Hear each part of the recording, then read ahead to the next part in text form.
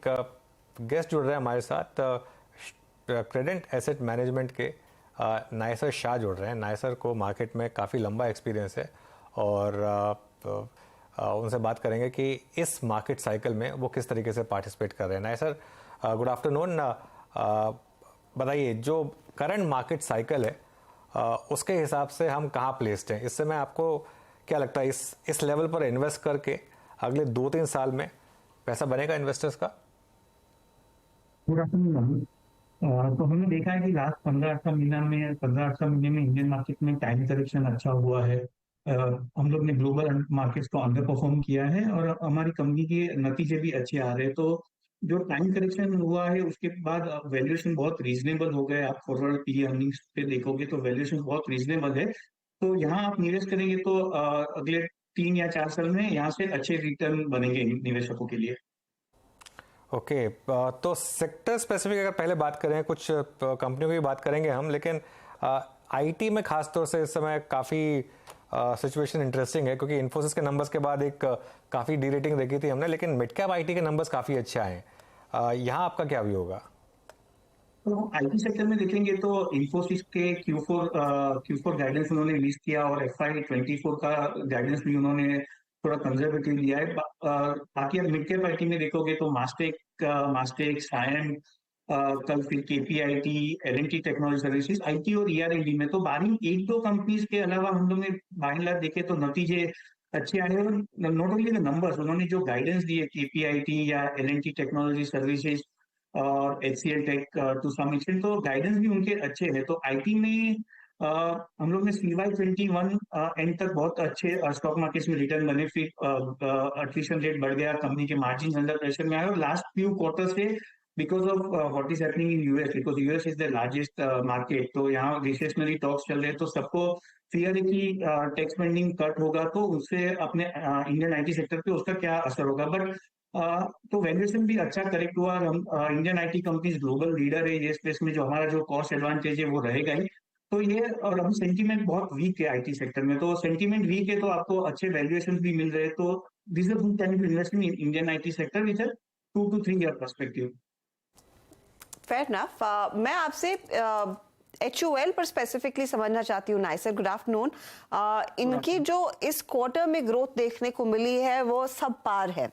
Company की तरफ से जो कमेंट्री आई है, उन्होंने कहा है कि वॉल्यूम्स रूरल मार्केट में अभी भी दबाव में है, लेकिन जो पहले का दबाव था उसकी इंटेंसिटी थोड़ी सी कम होती हुई दिखाई दे रही है।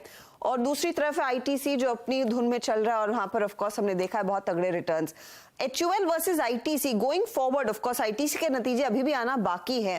आप किस तरह की पोजीशनिंग रखना प्रेफर करेंगे और HUL का ये खराब परफॉर्मेंस क्या एक मौका देगा फिर स्टॉक में और गिरावट का और फायदा उठाने का, या नहीं? तो बेसिकली आप देखोगे तो ITC is more driven by cigarette sector, bulk of the profit उनका सिगरेट सेक्टर से आता है। और HUL बहुत डाइवर्सिफाइड FMCG कंपनी है। तो विद इन FMCG सेक्टर भी आप देखोगे तो टाटा कंज्यूमर के नतीजे अच्छे आए हैं और फिर नेस्ले के नतीजे भी अच्छे आए। तो there will always be some divergence in companies performance. और हिंदुस्तान यूनिलीवर और नेस्ले और ये सारी अच्छी कंपनी है, इनमें हमेशा कंसर्न वैल्यूएशन का रहता है। लॉन्ग टर्म ग्रोथ अच्छी रहती है क्योंकि इंडियन मार्केट्स में in most of the categories penetration level बहुत कम होता है, तो ग्रोथ अपॉर्चुनिटीज तो बहुत अच्छे रहते हैं। It's just a question of valuation. तो उस लिहाज से फिर आपकी प्रेफरेंस क्या है? If it's just a question of valuation, where would you park your money now? तो कंज्यूमर सेक्टर में आप देखोगे तो कंज्यूमर डिस्क्रिशनरी आप देखोगे तो इंडिया का अभी पर कैपिटा इनकम $2,300 है। तो $2,000 के ऊपर जब भी कोई भी नेशन का पर कैपिटल इनकम क्रॉस होता है तो कंज्यूमर डिस्क्रिशनरी आइटम जो होती है उसमें ज्यादा स्पेंडिंग होता है। तो आप विद इन कंज्यूमर आपको प्ले करना है तो कंज्यूमर डिस्क्रिशनरी शायद एक बेटर ऑप्शन है वर्सेस कंज्यूमर स्टेपल्स। ऐसा नहीं कि कंज्यूमर स्टेपल्स में कंपनी अच्छी नहीं है, within that also you have few companies which can do very well if valuations are there in their favor, but consumer discretionary में बड़ा वेल्थ क्रिएट हो सकता है आने वाले समय में। ओके शाह साहब, लेट्स टॉक अबाउट बैंक्स और एनबीएफसीज। बैंक्स में आपने मोटा मोटी अगर आप देखें अभी पीएसयू प्राइवेट बैंक के नंबर्स देखे, HDFC, ICICI बैंक, अभी PSU बैंक्स के नंबर ड्यू हैं। आई मीन SBI मोरलेस अभी आना बाकी है। एनबीएफसीज में बजाज फाइनेंस के अपने नंबर्स देखे, कुछ एचएफसीज के नंबर देखे। अभी मतलब इन अर्निंग्स के साथ हमारे पास एक एडवांटेज ये है कि इस बार हमें एक हल्का सा सेंस ये है कि शायद ब्याज दरें यहाँ से अब उतने स्ट्रॉन्ग तरीके से ना आगे बढ़ें, या might be this might be I think pause as well. आप एग्जैक्टली एनबीएफसीज और बैंक्स में इस वक्त क्या चीज़ करना चाहेंगे?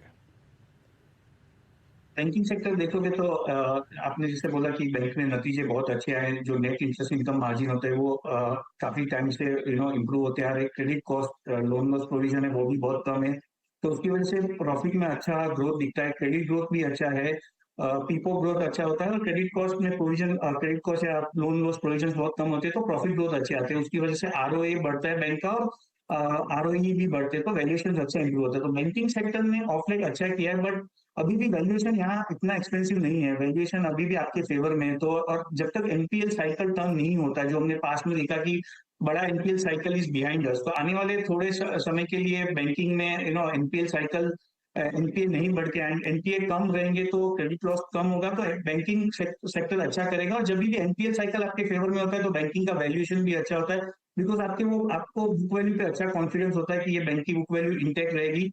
तो बैंकिंग आने वाले समय में बहुत अच्छा करेगी, और अपना क्रेडिट ग्रोथ में बहुत बड़ा स्कोप है आने वाले समय में।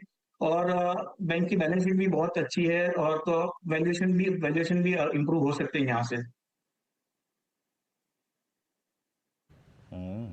बैंकिंग सेक्टर में अगर आप देखें वैल्यूएशन अभी महंगे नहीं है, मतलब एक रीजनेबली प्राइस अगर आप देखेंगे आपको स्पेस लग रहा है। अच्छा, मैं आपसे एक इंडिविजुअल स्टॉक पे बात करना चाहूँगा जो कि अब तक बहुत डिलीवर नहीं कर पाया ऑटो स्पेस में। ऑटो स्पेस में कल बजाज ऑटो ने ऑल टाइम हाई क्रिएट किया, TVS is doing well, Hero MotoCorp strong pull back mode में है, लेकिन जिस स्टॉक की कल अर्निंग्स आई मतलब मारुति, फ्लैट है स्टॉक, बैकफुट पे है, सारा का सारा स्पेस डिलीवर कर रहा है। मार्जिन हमने देखे कल उनके थोड़े दबाव में रहे, और अप्रैल से उन्होंने कुछ प्राइस हाइक्स भी लिए हैं। एग्जैक्टली सर शाह साहब, आपका जो मारुति में प्राइस आउटलुक है वो क्या है इस वक्त, और ना डिलीवर करने का कारण क्या है इस वक्त मारुति के?